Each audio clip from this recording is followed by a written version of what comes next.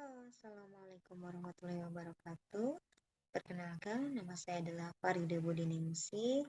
Saya adalah guru matematika di SMA Negeri 1 Cilengsi. Nah, pada kesempatan kali ini saya akan memaparkan mengenai pemecahan masalah penumbuhan karakter dan kesadaran belajar siswa di SMA Negeri 1 Cilengsi, khususnya untuk siswa-siswi kelas 12. Adapun yang akan saya sampaikan meliputi yang pertama adalah deskripsi permasalahan, yang kedua adalah akar permasalahan, yang ketiga adalah alternatif solusi, yang keempat hasil pemecahan masalah, dan yang kelima adalah sumber rujukan solusi. Nah, deskripsi permasalahan yang saya ambil adalah penumbuhan karakter siswa dan kesadaran pentingnya belajar siswa-siswi kelas 12 sebagai persiapan menuju ke gerbang perguruan tinggi negeri. Akar permasalahannya adalah banyak siswa yang belum memahami mengenai hakikat belajar ataupun tujuan belajar. Setelah lulus nanti mereka akan mengambil jurusan apa, memilih universitas di mana, dan ternyata masih banyak siswa yang belum memahami mengenai pentingnya pengembangan karakter di dalam kegiatan pembelajaran. Adapun alternatif solusi yang saya ambil adalah yang pertama, saya memberikan kontrak pembelajaran kepada siswa-siswi kelas 12 ketika awal kegiatan pembelajaran dimulai. Kemudian yang kedua adalah memberikan informasi seputar seleksi perguruan tinggi negeri. Dan yang ketiga adalah melakukan refleksi diri. Adapun solusi yang pertama adalah membuat kontrak belajar di kegiatan awal belajar mengajar. Nah, biasanya yang saya sampaikan ketika kontrak pembelajaran adalah menyampaikan kepada siswa-siswi mengenai penilaian. Adapun untuk penilaian meliputi dari penilaian sikap, penilaian kognitif, dan penilaian psikomotorik. Nah, penjelasan mengenai penilaian sikap, itu yang pertama adalah beretika atau hormat, sopan, dan santun terhadap guru. Kemudian mengenai karakter mereka tentang kedisiplinan, tanggung jawab, kemandirian dalam mengerjakan tugas, dan tepat waktu dalam mengerjakan tugas, dan kehadiran dan keaktifan mereka dalam mengikuti kegiatan belajar mengajar. Kemudian untuk penilaian sikap, selalu saya sampaikan mengenai apa saja yang harus dilakukan ketika atau selama kegiatan belajar mengajar berlangsung.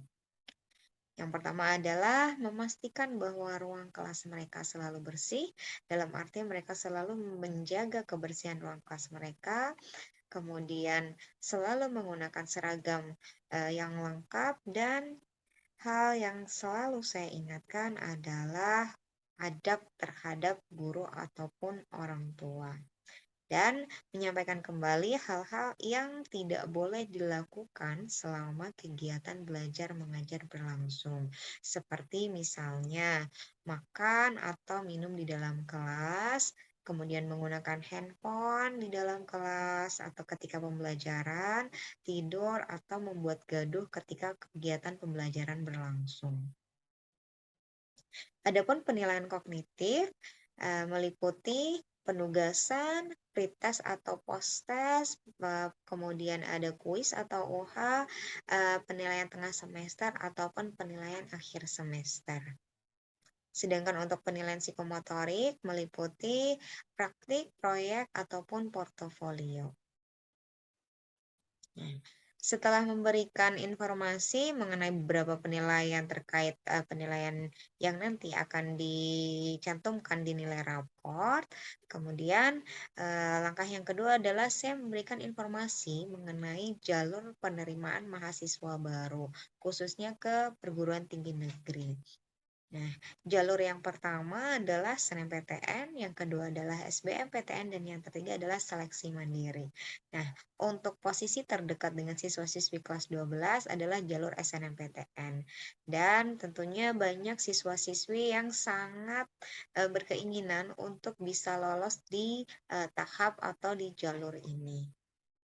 Nah, Untuk penilaian, untuk jalur di SNMPTN yang saya sampaikan kepada siswa meliputi tentang, eee, jadwal pelaksanaan SNMPTN, apa saja persyaratan sekolah, untuk bisa mendaftar di SNMPTN, apa saja persyaratan peserta agar bisa mendaftar di SNMPTN, bagaimana pilihan program studi yang harus diambil oleh siswa yang berkesempatan untuk bisa mendaftar di SNMPTN, kemudian bagaimana ketentuan pemeringkatan sekolah, mengenai jalur SNMPTN.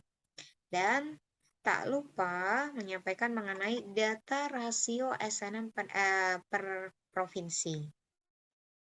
Kemudian daftar 20 PTN penerima SNMPTN terbanyak dan daftar 20 prodi saintek dengan saingan terketat. Nah, informasi-informasi seputar SNMPTN tadi ternyata setelah saya sampaikan kepada siswa-siswi ini sangat berdampak luar biasa kepada mereka terkait dengan pemilihan jurusan yang nantinya mereka akan ambil di program studi di mana dan mau mengambil di universitas mana, dan ternyata masih banyak juga siswa yang belum paham mengenai pilihan program studi yang harus diambil ketika suatu saat nanti mereka berkesempatan untuk mendaftar di SNMPTN. Nah, kemudian jalur yang kedua adalah SBMPTN. Adapun yang saya sampaikan ketika menyampaikan di jalur ini adalah yang pertama terkait di jadwal pelaksanaan, kemudian alokasi waktu mengerjakan ketika nanti tes UTBK atau SBMPTN, menyampaikan daftar 10 peserta dengan nilai tertinggi pada SBMPTN pada tahun 2022, prosentase SBMPTN di tahun 2022, perbandingan SBMPTN antara tahun 2021 dengan 2022.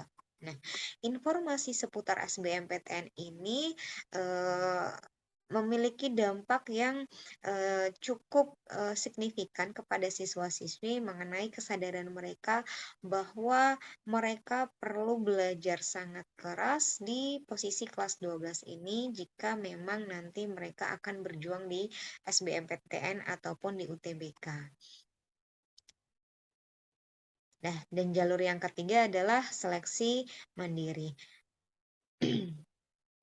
Nah, tentunya untuk informasi mengenai PTN, entah melalui jalur SNMPTN, jalur SBMPTN, ataupun seleksi mandiri, siswa dan siswi bisa membandingkan. Dan kebanyakan semuanya memilih untuk bisa lolos di SNMPTN. Nah, makanya mereka berusaha dengan keras mulai di posisi sekarang ini, yaitu posisi di kelas 12 semester 5, mulai menambah semangat belajar lagi dan berusaha untuk mengatur waktu sedemikian rupa agar nantinya mereka siap untuk bisa lolos di SNMPTN. Ataupun seandainya nanti tidak berkesempatan di SNMPTN, mereka akan siap untuk berjuang di UTBK nanti. Nah, refleksi diri dari yang saya coba gulirkan ke siswa-siswi, nah, mereka cukup sadar akan posisi mereka saat ini dan mulai muncul keinginan yang kuat untuk bisa belajar lebih giat lagi demi tercapainya impian mereka di jurusan atau program studi yang mereka inginkan setelah nanti mereka lulus dari SMA. Apapun nanti pilihan yang mereka ambil, mereka konsisten dan konsekuen dengan apa yang mereka usahakan. Dan yang keempat adalah hasil pemecahan masalah. Dengan adanya kontrak pembelajaran dan beberapa informasi mengenai SNMPTN, SBMPTN, ataupun seleksi mandiri, yang pertama, muncullah atau meningkatnya kesadaran siswa akan pentingnya penumbuhan karakter di dalam kegiatan pembelajaran. Mereka dilatih untuk bisa mandiri, berlatih untuk bisa bertanggung jawab, dan disiplin. Kemudian, ternyata, minat belajar siswa mulai meningkat karena mereka memahami, betapa pentingnya proses pembelajaran, pentingnya untuk penumbuhan karakter di dalam kegiatan pembelajaran. Dan, siswa lebih, memahami mengenai bagaimana tahap, syarat, dan waktu pendaftaran di SNMPTN. Dengan adanya kontrak pembelajaran, meningkatnya kesadaran dan minat siswa, memahami mengenai jalur-jalur penerimaan mahasiswa baru di perguruan tinggi negeri, otomatis meningkat juga motivasi belajar siswa demi persiapan mereka dalam menuju ke PTN impian mereka masing-masing. Ya, poin kelima adalah sumber rujukan solusi. Rujukan solusinya adalah siswa-siswi kelas 12 IPA SMA Negeri 1 Cilengsi dan eee, untuk data-data mengenai SNMPTN dan SBMPTN yang saya ambil diperoleh dari LTMPT official. Nah, mungkin itu saja untuk pemecahan masalah mengenai kesadaran siswa di SMA Negeri 1 Cilengsi. Kurang lebihnya mohon maaf. Terima kasih. Wassalamualaikum warahmatullahi wabarakatuh.